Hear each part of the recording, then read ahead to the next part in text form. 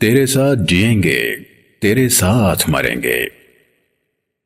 رسول اللہ صلی اللہ علیہ وآلہ وسلم تبلیغ میں مصروف ہیں اور لوگوں کو دین حق کی دعوت دے رہے ہیں۔ جیسے جیسے اسلام کے ماننے والوں کی تعداد میں اضافہ ہو رہا ہے، ویسے ویسے قریش کی رسول اللہ سے دشمنی بھی بڑھ رہی ہے۔ قریش کے سرداروں اور رسول اللہ میں فاصلے دن بدن زیادہ ہو رہے ہیں۔ اب ہر وقت، ہر لمحہ، ہر جگہ دین اسلام اور رسول اللہ کے متعلق باتیں ہونے لگی ہیں۔ اللہ کریم نے اپنے رسول کو حکم دیا ہے کہ اب آپ تمام دنیا کو اسلام کی دعوت دیں۔ اللہ کریم نے آپ کو خوشخبری دینے والا اور خبردار کرنے والا بنا کر بھیجا ہے۔ نئے نئے قبائل اور سردار اسلام قبول کر رہے ہیں۔ مکے کے سردار پریشان ہیں کہ محمد کو یہاں نہ روکا گیا تو اس کا دین سارے عرب میں پھیل جائے گا۔ ہمارے خداؤں کا کیا ہوگا؟ ہماری اہمیت کم ہو جائے گی۔ لوگ ہماری اس طرح عزت نہیں کریں گے جیسے اب کرتے ہیں۔ نہ ہمارے پاس آنے والے رہیں گے، نہ ہی ہماری سرداری قائم رہے گی۔ ہمیں کچھ کرنا چاہیے۔ انہوں نے سوچا ہے کہ ہمیں رسول اللہ سے جان چھڑانی چاہیے، لیکن یہ قدم اٹھانے سے پہلے بنی ہاشم کے سردار سے بات کر لی جائے۔ ہو سکتا ہے کہ ہم اپنا مقصد حاصل کر لیں۔ یہ سن 616 عیسوی کے آخر کا زمانہ ہے۔ ابی طالب کی عمر اب 82 سال ہے۔ آپ کی عادات، سخاوت، روایات اور لوگوں سے تعلقات نے پورے عرب میں آپ کی عزت اور بڑھا دی ہے۔ عمر بڑھنے کی وجہ سے ابی طالب میں وہ ہمت باقی نہیں رہی جو پہلے تھی۔ آپ کو رسول اللہ کی محبت میں 36 برس گزر چکے ہیں۔ قریش کے سردار اکٹھے ہوئے ہیں اور ابی طالب کے پاس جا کر بات کرنے کا فیصلہ کیا ہے۔ اس مقصد کے لیے ایک وفد تیار کیا گیا ہے جس کے ارکان یہ ہیں: عتبہ بن ربیعہ، شیبہ بن ربیعہ، ابو سفیان بن حرب، ابو البختری بن ہشام، اسود بن مطلب، عاص بن ہشام یعنی ابو جہل کا بھائی، ابو جہل یعنی عمرو بن ہشام، ولید بن مغیرہ، نبیہ بن حجاج، قبہ بن حجاج اور عاص بن وائل۔ یہ وفد ابی طالب سے ملنے آیا ہے اور انہوں نے بہت احتیاط سے اپنی بات کا آغاز یوں کیا ہے: ابی طالب، آپ کا بھتیجا نئی نئی باتیں سناتا ہے، ایک خدا کے سوا کسی اور خدا کو مانتا ہے، ہمیں بت پرست اور ہمارے باپ دادا کو گمراہ کہتا ہے۔ آپ اسے ان باتوں سے روک لیں یا آپ اس کی حمایت ختم کر دیں۔ ابی طالب نے اس وفد کی بات سنی اور انہیں واپس بھیج دیا ہے۔ ابی طالب نے رسول اللہ سے اس کے متعلق کوئی بات نہیں کی۔ قریش کے سردار نئے منصوبے بنانے لگے ہیں، ایک دوسرے کو رسول اللہ کے خلاف بھڑکاتے ہیں اور تانے دیتے ہیں۔ قریش کی پریشانی بے وجہ نہیں ہے۔ اب تک بنی امیہ کے سردار ابو سفیان کی بیٹی ام حبیبہ رسول اللہ پر ایمان لا چکی ہیں۔ عثمان بن عفان اور خالد بن سعید رسول اللہ پر جاں نثار کرنے کا اعلان کر کے بنی امیہ کو مزید پریشان کر چکے ہیں۔ عتبہ بن ربیعہ کا بیٹا ابو حذیفہ اور اس کی بیوی سہلہ بھی ایمان لا چکے ہیں۔ سہیل بن عمرو اس لیے پریشان ہیں کہ سہلہ اس کی بیٹی ہے اور اس کی ساری سختیوں اور کوششوں کے باوجود دین اسلام اپنا چکی ہے۔ قبیلہ بنی عدی سے سعید بن زید، جن کا زمانہ 593 تا 671 عیسوی جبکہ عمر 79 برس ہے۔ ان کی بیوی فاطمہ بنت خطاب اور زید بن خطاب رسول اللہ کے دیوانے ہیں۔ عمر بن خطاب کا رسول اللہ پر ایمان لے آنا قریش مکہ کو ان کے تاریک مستقبل کی داستان سنا رہا ہے۔ بنی تمیم سے ابو بکر اور ان کے خاندان کے بہت سے لوگ ایمان لا چکے ہیں۔ قبیلہ بنی زہرہ سے عبد عمرو بن عوف، جو اب عبد الرحمن بن عوف کہلاتے ہیں، جن کا زمانہ 584 تا 651 عیسوی جبکہ عمر 67 برس ہے۔ رسول اللہ نے ایمان لانے پر عبد عمرو کا نام بدل کر عبد الرحمن رکھ دیا ہے۔ شفا بنت عوف، سعد بن ابی وقاص اور عمیر بن ابی وقاص بھی رسول اللہ پر ایمان لانے والوں میں شامل ہو چکے ہیں۔ قریش کے علم بردار قبیلہ عبد الدار کا خوبصورت ترین نوجوان مصعب بن عمیر رسول اللہ پر جان چھڑکتا ہے۔ بنی جمح سے عثمان بن مظعون، عبداللہ بن مظعون، جن کا زمانہ 563 تا 650 عیسوی جبکہ عمر 88 برس ہے۔ قدامہ بن مظعون اور سائے بن مظعون اسلام کی سچائی کے قائل ہو چکے ہیں۔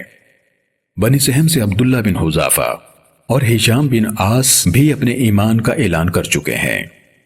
بنی عبد شمس سے عبداللہ بن سہیل جن کا زمانہ 594 تا 632 عیسوی جبکہ عمر 39 برس ہے، اور ام کلثوم بنت سہیل یہ بھی رسول اللہ کی رسالت کی گواہی دے چکے ہیں۔ بنی فہر بن مالک سے ابو عبیدہ بن جراح جن کا زمانہ 583 تا 639 عیسوی جبکہ عمر 57 برس ہے، اور کئی دوسرے لوگ اپنے پرانے مذہب کی حقیقت سمجھ چکے ہیں اور رسول اللہ کی خدمت میں حاضر ہو کر اپنے ایمان لانے کا اعلان کر چکے ہیں۔ ابو جہل کے خاندان بنی مخزوم سے 12 مرد اور عورتیں ایمان لا چکے ہیں۔ معمر بن حارث، حاتب بن حارث، حتیٰ بن حارث اور عبیدہ بن حارث بھی مسلمان ہونے والوں میں شامل ہیں۔ ابو بکیر کے 4 بیٹے عاقل، خالد، ایاس اور عامر جان چکے ہیں کہ رسول اللہ کا دین سچا ہے۔ ابی سلمہ، ام سلمہ، ارقم بن ابی ارقم، ولید بن ولید بن مغیرہ اب مشرک نہیں رہے۔ حمزہ اور عمر کا ایمان لانا قریش کے لیے بڑے صدمے کا باعث ہے۔ اس ساری صورتحال میں قریش کے سرداروں کو چین آئے بھی تو کیسے؟ انہوں نے محمد بن عبداللہ پر ایمان لانے کی بجائے ان سے دشمنی کرنا زیادہ بہتر خیال کیا ہے۔ قریش کے سرداروں نے ایک مرتبہ پھر ابی طالب سے بات کرنے کا فیصلہ کیا ہے، لیکن اس مرتبہ لہجہ اور گفتگو کافی سخت ہے۔ وہ اس مرتبہ فیصلہ کن بات کرنے آئے ہیں۔ انہوں نے کہا ہے کہ ابی طالب، آپ عمر اور عزت میں ہم سے بڑے ہیں، ہمیں اس بات کا احترام ہے۔ ہم اس سے پہلے بھی آپ کے پاس آئے تھے اور آپ سے کہا تھا کہ اپنے بھتیجے کو روکیں، مگر آپ نے ایسا نہیں کیا۔ خدا کی قسم، اب بات ہماری برداشت سے باہر ہے، ہم مزید صبر نہیں کر سکتے۔ آپ محمد کو روک لیں، وہ ہمارے باپ دادا کو گمراہ نہ کہے۔ آپ محمد کی حمایت چھوڑ دیں، ورنہ ہم آپ دونوں کے خلاف اعلان جنگ کر دیں گے۔ یہ جنگ اس وقت تک جاری رہے گی جب تک ہم میں سے کوئی ایک فریق ختم نہ ہو جائے۔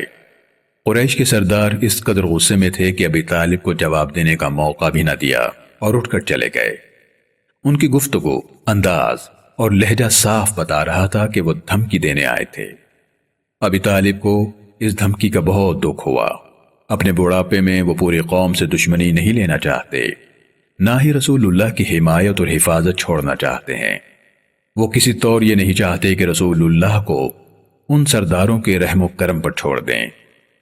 ابی طالب نے رسول اللہ کو پیغام دے کر بلوایا ہے اور کہہ رہے ہیں کہ میں نہیں چاہتا کہ تمہیں کوئی نقصان پہنچے، اور میں اس عمر میں پوری قوم سے دشمنی بھی نہیں لے سکتا۔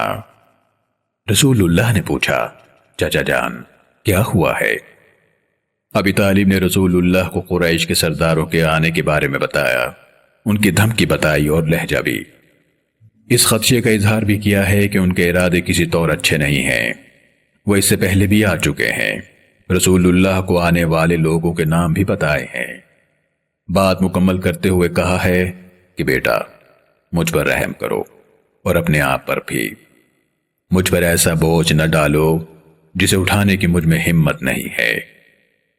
رسول اللہ نے صورتحال کا اندازہ لگاتے ہوئے اور خیال کرتے ہوئے کہ شاید چچا اب میرے ساتھ کھڑا ہونے کی ہمت نہیں رکھتے، شاید اب مزید میرا ساتھ نہیں دے سکتے، کہا ہے کہ چچا جان، اگر یہ لوگ میرے ایک ہاتھ پر چاند اور دوسرے ہاتھ پر سورج بھی رکھ دیں اور خیال کریں کہ میں اللہ کے دین کی دعوت دینے سے رک جاؤں گا تو یہ ناممکن ہے۔ میں اس وقت تک دین کی دعوت نہیں چھوڑوں گا جب تک اللہ اس دین کو غالب نہ کر دے، یا میں اس کام کے لیے اپنی جان دے دوں۔ رسول اللہ اپنے چچا ابی طالب سے جب یہ بات کر رہے ہیں تو آپ کی آنکھوں میں آنسو ہیں۔ یہ کہہ کر رسول اللہ وہاں سے اٹھے اور اپنے گھر جانے کے لیے چل پڑے ہیں۔ تمہاری آنکھ میں آنسو تھے میرے لیے، تمہاری آنکھ میں آنسو تھے میرے لیے، وہ ایک لمحہ مجھے زندگی سے پیارا لگا۔ یہ صورتحال ابی طالب کے لیے بھی آسان نہیں ہے۔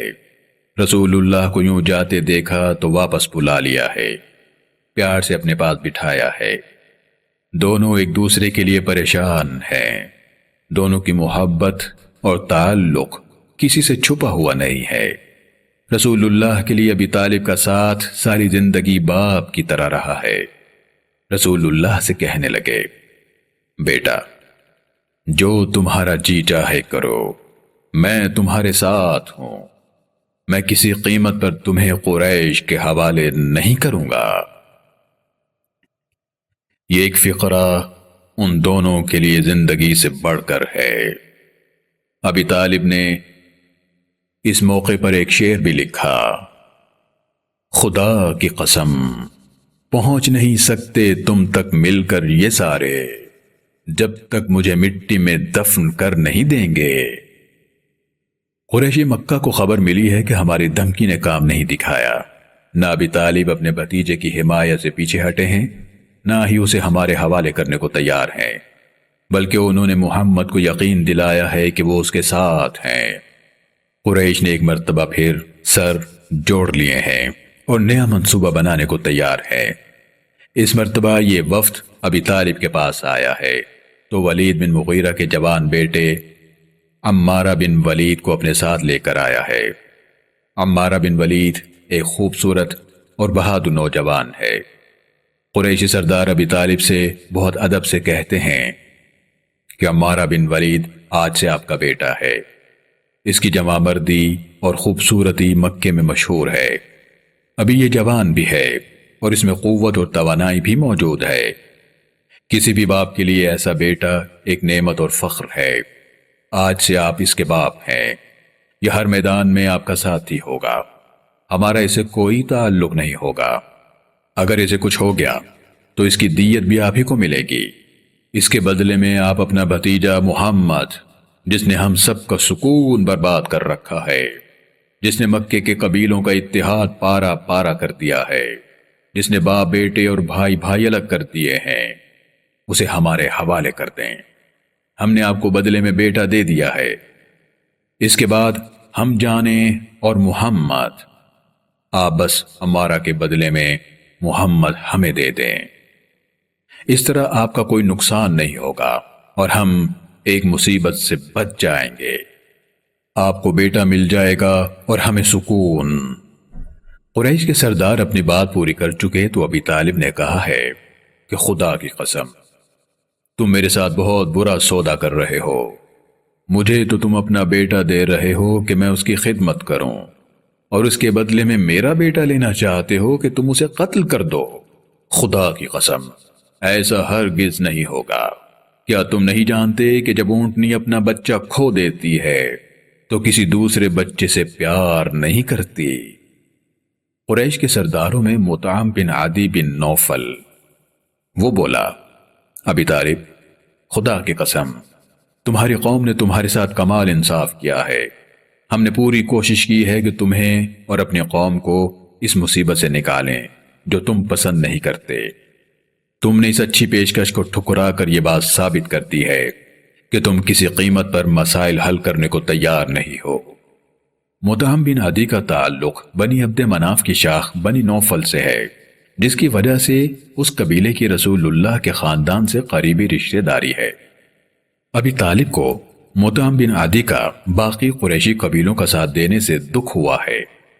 ابی طالب نے مطعم بن عدی کو مخاطب کرتے ہوئے کہا ہے، مطعم، میری قوم نے میرے ساتھ انصاف نہیں کیا اور تم نے میرا ساتھ چھوڑ دیا ہے۔ تم نے میرے خلاف اپنی قوم کی مدد کی ہے، یہ بہت بڑی زیادتی ہے۔ قریش کا وفد واپس چلا گیا اور جاتے جاتے ابی طالب کو پھر دھمکی دے کر گیا ہے کہ ہم محمد کو دھوکے سے قتل کر دیں گے۔ یہ بات بہت ہی خطرناک ہے۔ دشمن نے دشمنی کے اصول بھلا دیے ہیں۔ اب رسول اللہ کی جان ہر لمحے خطرے میں ہے۔ اگر قریش نے رسول اللہ کو دھوکے سے قتل کر دیا تو بنی ہاشم کچھ بھی نہیں کر پائیں گے۔ بدلے میں جنگ ہوگی اور بے شمار لوگ اپنی جان سے جائیں گے۔ اگر قریش کے تمام لوگ بھی مارے جائیں تو ابی طالب کے بھتیجے کا بدل نہیں ہو سکتے۔ ابی طالب کو اس بات کا اچھی طرح سے احساس ہے ان کے جانے کے بعد ابی طالب کی آنکھوں میں آنسو ہے۔ آپ سوچ رہے ہیں کہ میرے بیٹے کی جان کے دشمن مجھے کیسے بہکانے آئے تھے۔ ایک جوان لڑکے کے بدلے میں مجھ سے محمد لینے آئے تھے۔ کیا کوئی بیٹے بھی یوں دیا کرتا ہے؟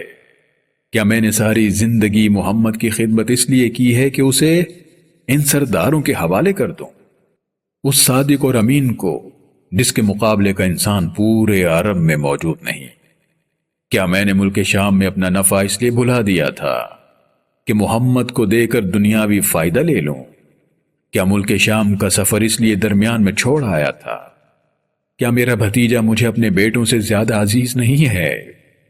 کیا میرے والد نے بس یوں ہی محمد کو میرے حوالے کیا تھا؟ کیا میرے والد نے محمد کی خدمت کی تاکید نہ کی تھی؟ میں اپنی جان دے دوں گا مگر محمد کو قریش کے حوالے نہیں کروں گا۔ ایسا نہیں ہوگا، نہیں ہوگا، ہرگز نہیں ہوگا۔ ابی طالب نے قریش کے سرداروں کے جانے کے بعد رسول اللہ کے لیے ایک طویل نظم لکھی۔ اس نظم کے 94 اشعار ہیں۔ اس نظم کے چند اشعار یوں ہیں: میں دیکھتا ہوں کہ میرے دو بھائیوں نے ہمیں چھوڑ کر دشمنوں کا ساتھ دینا شروع کر دیا ہے۔ ان سے پوچھو تو کہتے ہیں ہمارے بس میں نہیں۔ خاص طور پر عبد شمعون اور عبد نوفل نے ہمیں دور پھینک دیا ہے، جیسے جلتے ہوئے انگارے کو دور پھینکتے ہیں۔ میں نے اپنی قوم کو دیکھا ہے کہ ان میں محبت کا نشاں باقی نہیں رہا۔ انہوں نے محبت اور قرابت کے سارے رشتے توڑ ڈالے۔ انہوں نے کھلم کھلا دشمنی شروع کر دی ہے۔ انہوں نے دشمن کا حکم ماننا شروع کر دیا ہے۔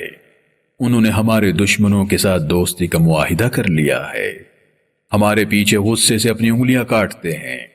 خدا کے گھر کی قسم، تم نے جھوٹ بولا ہے کہ ہم محمد کو چھوڑ دیں گے۔ ایسا اس وقت تک نہیں ہوگا جب تک نیزوں اور تیروں سے تم ہم پر حملہ آور نہیں ہوتے۔ اسے تمہارے حوالے کرنے سے پہلے ہم اپنے بچوں اور بیویوں کو بھول چکے ہوں گے۔ ہماری لاشیں، ہاں ہماری لاشیں اس کے ارد گرد خاک آلود پڑی ہوں گی۔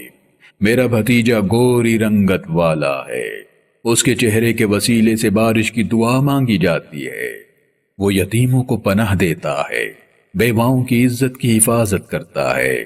محمد وہ انسان ہے کہ آل ہاشم کے غریب اس کی پناہ لیتے ہیں۔ جب ضرورت مند محمد کے پاس پہنچ جاتا ہے تو وہ ان پر رحم و کرم کی بارش کر دیتا ہے۔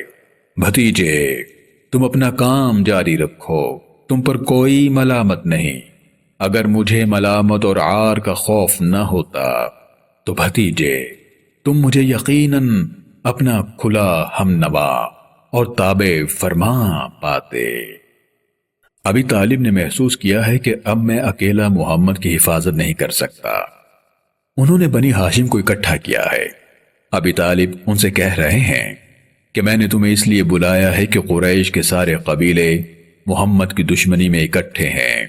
وہ اسے جان سے مار دینا چاہتے ہیں۔ ہمیں محمد کی مدد اور حفاظت کرنی ہے۔ ہمیں عہد کرنا ہوگا کہ جب تک ہم میں سے ایک فرد بھی زندہ ہے ہم محمد کی حفاظت کریں گے، اور اس حفاظت کے لیے اپنی جان دینے سے بھی پیچھے نہیں ہٹیں گے۔ بنی ہاشم نے رسول اللہ کی حفاظت کرنے کا وعدہ کیا ہے۔ انہوں نے عہد کیا ہے کہ ہم ہر قسم کی تکلیف برداشت کریں گے، لیکن محمد کو قریش کے حوالے نہیں کریں گے، خواہ اس کے لیے ہمیں اپنا سب کچھ قربان کرنا پڑے۔ بنی ہاشم کے خاندان میں سے ابو لہب اکیلا ہے جس نے اس عہد میں حصہ نہیں لیا اور رسول اللہ کی دشمنی میں قریش کا ساتھ دے رہا ہے۔ ابی طالب نے اعلان کیا ہے، ہاں ابی طالب نے اعلان کیا ہے، تیرے ساتھ جئیں گے، تیرے ساتھ مریں گے۔